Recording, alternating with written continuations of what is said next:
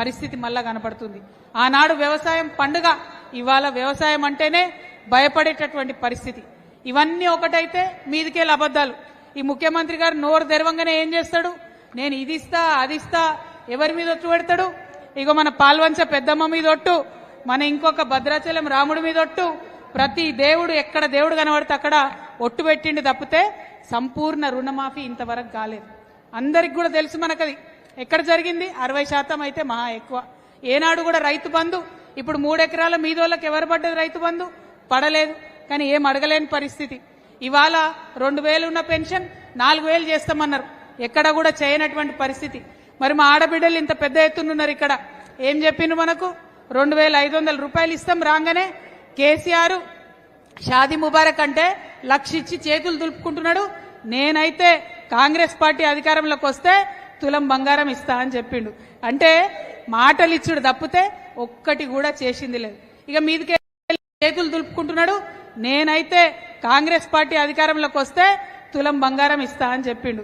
అంటే మాటలు ఇచ్చుడు తప్పితే ఒక్కటి కూడా చేసింది లేదు. నిన్న మొన్న మన నాయకులు ఏం చేసిండ్రు? నువ్వు ఇది ఇస్తా అన్నావు, అది ఇస్తా అన్నావు, సవాల్ చేసినావు, చర్చకు రా అంటే తోక ముడిచి పారిపోయాడు. అంటే ఈ ముఖ్యమంత్రి గారి పరిస్థితి ఏంటంటే ఇస్తా ఇస్తా ఇస్తా అంటాడు, ఏది కూడా ఇయ్యడు. వస్తా వస్తా చర్చకంటాడు, రాకుండానే వారిపోతాడు. మరి ఇటువంటి ముఖ్యమంత్రి ఉన్నటువంటి సందర్భంలో మళ్ళా ఒకసారి ఎట్లా అయితే తెలంగాణ ఉద్యమంలో మనందరం పిడికిలెత్తి మన హక్కుల కోసం పోరాడినమో, మన వనరుల కోసం పోరాడినమో, మన యొక్క అస్తిత్వం కోసం పోరాడినమో మళ్లీ పోరాటం చేయాల్సినటువంటి సందర్భం వచ్చింది. అందుకే జాగృతి ఇవాళ కొత్తగూడెంలో మరి కొత్త శక్తిని సంతరించుకుంటుందని నేను మనస్ఫూర్తిగా భావిస్తా ఉన్నాను. మీ అందరికీ తెలుసు కొత్తగూడెం అంటే సింగరేణి. మన సింగరేణి హెడ్ క్వార్టర్స్ ఇక్కడనే ఉంటది. అన్నీ ఉన్న అల్లు నోట్లో శనన్నట్టు సింగరేణి హెడ్ క్వార్టర్స్ ఇక్కడే ఉన్నా చాలా కార్యక్రమాలు సింగరేణిలో చేయడం మర్చిపోయాను. కేసీఆర్ గారు ఉన్నప్పుడు ఖచ్చితంగా వెంటబడి కార్మికుల సంక్షేమం కోసం చేసినటువంటి అనేక కార్యక్రమాలు ఇవాళ సింగరేణి యాజమాన్యం పట్టించుకుంటాను కూడా పట్టించుకుంటలేదు. కేసీఆర్ గారు తెలంగాణ ఉద్యమంలో చెప్పిండ్రు, సింగరేణిని కాపాడుకుంటాం, ఇది మా సంస్థ, డిపెండెంట్ ఉద్యోగాలు ఇస్తామని చెప్పిండ్రు. చెప్పింది చెప్పినట్టుగా వేలాది మంది బిడ్డలకు డిపెండెంట్ ఉద్యోగాలు ఇచ్చినాం. మరి ఇవాళటి పరిస్థితి ఏంది? ఒక్కసారి దయచేసి ఆలోచించవలసిందిగా నేను కోరుతా ఉన్నాను. సింగరేణి యాజమాన్యాన్ని, కాంగ్రెస్ ప్రభుత్వాన్ని, ముఖ్యమంత్రి రేవంత్ రెడ్డి గారిని కొత్తగూడెం నుండి మేము హెచ్చరిక చేస్తా ఉన్నాం. సింగరేణిలో బొగ్గు బ్లాకులను ప్రైవేట్ పరం చేస్తే ఊరుకునేదే లేదని చెప్పి హెచ్చరిక చేస్తా ఉన్నాం. సింగరేణిలో కరెంటు పుట్టించేటటువంటి సంస్థలో కూడా అవినీతి మోపు చేసింది. కరెంటు అమ్మేటటువంటి సంస్థలో కూడా అవినీతి, ప్రతి చోట అవినీతి. ఎక్స్ప్లోజివ్స్ కాంట్రాక్ట్ అవినీతి. కాంగ్రెస్ అంటేనే అవినీతి అని మళ్ళొకసారి రేవంత్ రెడ్డి గారు నిరూపించారు. అందుకే మొన్ననే తెలంగాణ జాగృతి ఆధ్వర్యంలో రేవంత్ రెడ్డి గారికి ఒక మంచి బిరుదు ఇచ్చినాం. ఏం బిరుదు అది? అవినీతి చక్రవర్తి, అసమర్థ ముఖ్యమంత్రి. అది రేవంత్ రెడ్డి గారి పరిస్థితి. మరి రేవంత్ రెడ్డి గారు అట్లా ఉన్నారు కాబట్టే ఇవాళ మా అక్క చెల్లెలు వివోఏలు, మా అక్క చెల్లెలు ఆర్పీలు వీళ్ళందరూ కూడా ముందుకొచ్చింది. మరి వాళ్ళకు సంబంధించి కూడా అనేక సమస్యలు ఉన్నాయి. వాటన్నిటిని కూడా ఒక్కొక్కటి జాగృతి మీకు అండగా నిలబడి పోరాటం చేస్తుందని మేము మీకు విశ్వాసం కల్పిస్తా ఉన్నాం. ఎందుకు ఈ మాట చెప్తున్నామంటే మా మాధవి జాగృతి రాష్ట్ర మహిళా అధ్యక్షురాలు, ఆమె స్వయంగా విఆర్ఓల నుంచి వివోఏల నుండి వచ్చినటువంటి వ్యక్తి, వారి కష్టాలన్నీ కూడా తెలిసినటువంటి వ్యక్తి కాబట్టి ఖచ్చితంగా అక్క చెల్లెలకు మేము అండగా నిలబడతామని ఈ సందర్భంగా మాట ఇస్తా ఉన్నాం. మరి మనందరికీ తెలుసు కొత్తగూడెం జిల్లా అంటేనే పరిశ్రమలు ఉండేటటువంటి జిల్లా. ఓ పక్క ఐటీసీ పరిశ్రమ ఉన్నది. బూర్గంపాడు మండలంలో ఐటీసీ పరిశ్రమ కాలుష్యాన్ని సృష్టిస్తున్నటువంటి విషయం మనందరికీ తెలిసిందే. ఆ కాలుష్యాన్ని నివారించాలి, ఆ కంపెనీ వాళ్ళు శ్రద్ధ పెట్టాలని కూడా ఈ సందర్భంగా డిమాండ్ చేస్తున్నాం. చాలా మంది వినతి పత్రం ఇవ్వడానికి వచ్చినారని తెలిసింది. ఖచ్చితంగా నేను కూడా ఒక ఎమ్మెల్సీగా ఉన్నాను, కౌన్సిల్లో కూడా ఈ అంశాన్ని లేవనెత్తుతాము. ఐటీసీ పరిశ్రమను మరి ఖచ్చితంగా ఆ గ్రామాలను ఆదుకునేలాగా చేస్తాం. మరి ఇక్కడ ఐటీసీ ఉంది, ఇదివరకు స్పాంజ్ ఐరన్ కంపెనీ ఉండే, దాన్ని కూడా పునరుద్ధరించాలని చెప్పి యువతకు ఉద్యోగ అవకాశాలు వచ్చే విధంగా జాగృతి ప్రయత్నం చేస్తుందని కూడా మీ అందరికీ తెలియజేస్తా ఉన్నాను. మరి ఇన్ని పరిశ్రమలు ఉన్నటువంటి మన కొత్తగూడెంకి ఈ ఉమ్మడి ఖమ్మం జిల్లాలో 3 మంత్రులు ఉన్నారు. ఈ 3 మంత్రులను నేను రిక్వెస్ట్ చేస్తున్నా, ఇన్ని పరిశ్రమలు ఉన్నాయి కొత్తగూడెంలో, మరి ఖచ్చితంగా మనకి ఇక్కడ ఎయిర్పోర్ట్ కూడా ఉండాలి. కొత్తగూడెంలో ఎయిర్పోర్ట్ సాధన కోసం కూడా తెలంగాణ జాగృతి ప్రయత్నం చేస్తుందని కూడా ఈ సందర్భంగా నేను తెలియజేస్తా ఉన్నాను. మరి ఇట్లా అనేకమైన అంశాలు ఉన్నాయి. నిన్నగాక మొన్న భద్రాచలం రాములవారి గుడి చుట్టుపక్కల ఒక 5 గ్రామాలు ఉంటాయి. ఆ 5 గ్రామాలు భయంకరమైన పరిస్థితులలో ఉన్నాయి. ఆ 5 గ్రామాలు ఇప్పుడు ఆంధ్రాలో ఉన్నాయి. ముఖ్యంగా మన భద్రాచలం రాములవారి మాన్యం ఒక 1000 ఎకరాల భూమి కూడా ఆంధ్రాలో కలిసిపోయినటువంటి పరిస్థితి ఉన్నది. అందుకే జాగృతి తరఫున మేము డిమాండ్ చేసినాం.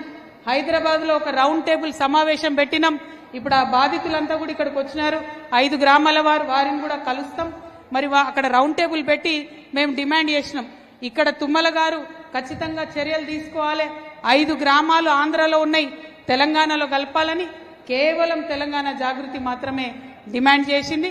మరి ప్రభుత్వం దిగివచ్చి తుమ్మల నాగేశ్వరరావు గారు కూడా లెటర్ రాయడం జరిగింది, ఆ 5 గ్రామాలను తెలంగాణలో కలపాలని.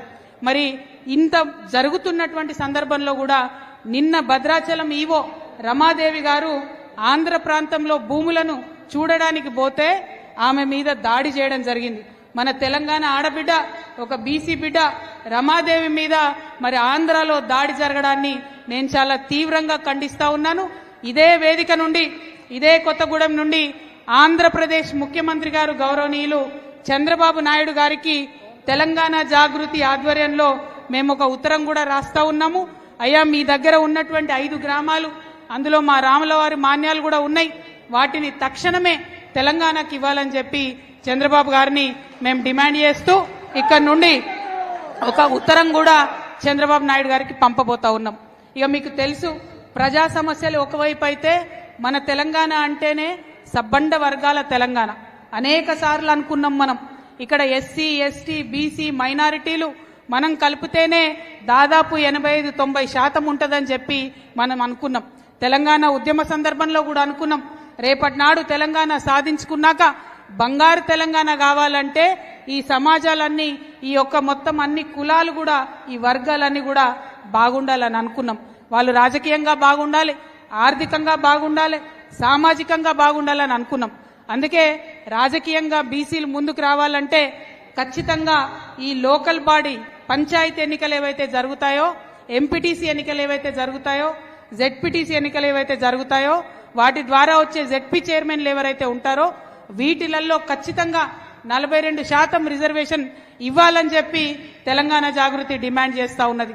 మరి మీ అందరికీ తెలుసు కాంగ్రెస్ పార్టీ అధికారంలోకి వచ్చే ముందు కామారెడ్డి డిక్లరేషన్ అని చెప్పి చేసి మరి అక్కడ 42% ఇస్తామని చెప్పారు. నవీనచారా 42% ఇస్తామని డిక్లేర్ చేసిరు. మరి 42% ఇస్తామని ఎందుకు చెప్పారో ఇప్పటి వరకు తెలియదు. తెలంగాణలో బీసీలు 42% ఉన్నారా అంటే కాంగ్రెస్ నాయకులు ఎవరు కూడా మాట్లాడరు. మరి ఏ ప్రాతిపదికన 42 అన్నారంటే కూడా మాట్లాడరు.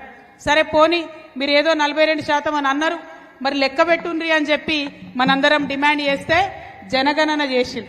జనగణన చేసి ఏం చేసిరు, బీసీలు 46% ఉన్నారు ఈ రాష్ట్రంలో అని తేల్చి చెప్పిండ్రు. కానీ 2014లో కేసీఆర్ గారు ముఖ్యమంత్రి కాగానే చేసినటువంటి లెక్కలలో బీసీలు 52% ఉన్నారు. మరి 2014లో 52% ఉంటే జనాభా తగ్గుతుందా పెరుగుతుందా? 52% ఉన్న బీసీలు ఇప్పుడు 46% అయిపోయినరని చెప్పి కాంగ్రెస్ పార్టీ లెక్క చెప్పింది.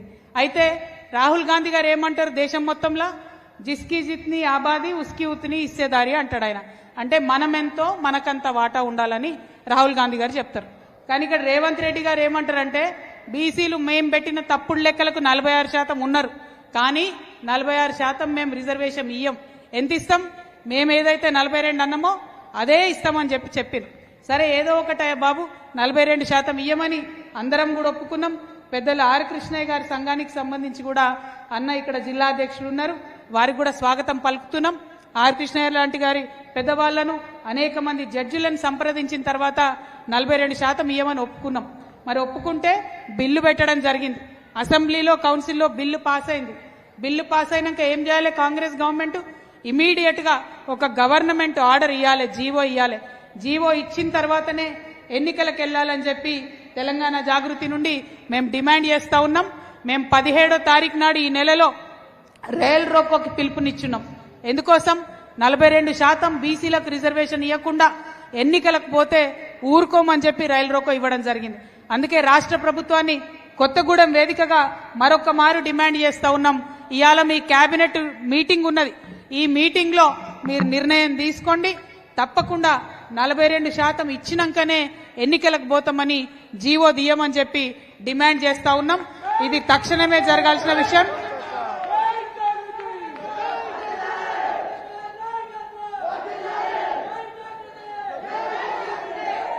ఒరేక్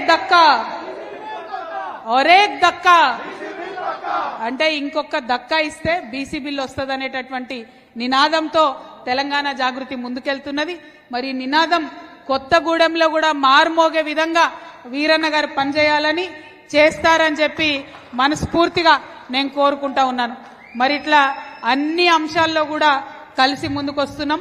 ఇవన్నీ చూస్తుంటే మరి ముఖ్యమంత్రి గారు ఒక మాట అంటున్నారు నిన్నటి నుంచి, ఎక్కడికంటే అక్కడికి వస్తా, కేసీఆర్ దమ్ముంటే అసెంబ్లీకి రా, ఫామ్ హౌస్కి వస్తా, మంత్రులను తీసుకొని వస్తా అంటున్నారు. నేను మా ఆడబిడ్డల తరఫున, కొత్తగూడెం ఆడబిడ్డల తరఫున రేవంత్ రెడ్డి గారికి సవాల్ చేస్తా ఉన్నాను. రేవంత్ రెడ్డి గారు, మీరు సెక్రటేరియట్ పోతలేదు.